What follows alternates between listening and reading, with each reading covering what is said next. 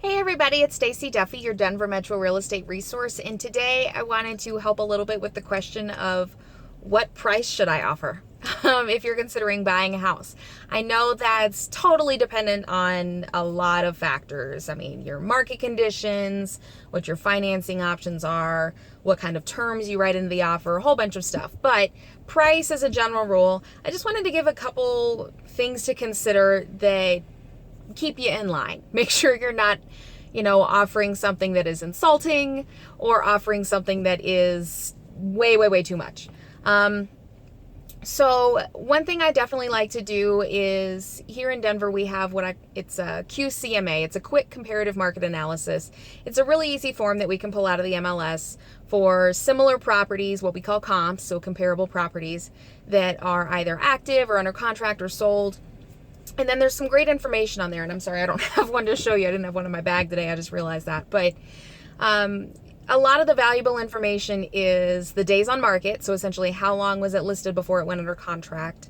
And the sale to list price ratio is the big one. There's also, dollar per square foot finished is a really good idea. I mean, don't use that when it comes to an appraisal. That's a totally different issue. But for the sale to list price ratio, I think that is a wonderful piece of data that gives you an idea of what are houses selling for compared to what they're priced at. And so if you're in a seller's market and the houses have, on average been on the market for 7 days or less, and the sale to list price ratio is anywhere between 100 and 104%, or 97 and 104%. Sometimes you'll have some outliers on the far end of that, but maybe you shouldn't be offering an offer that's, 7% below list on the first weekend, because you probably won't get it. So it's kind of a gut check for me. If someone's, wanting to make an offer, I'll look at that.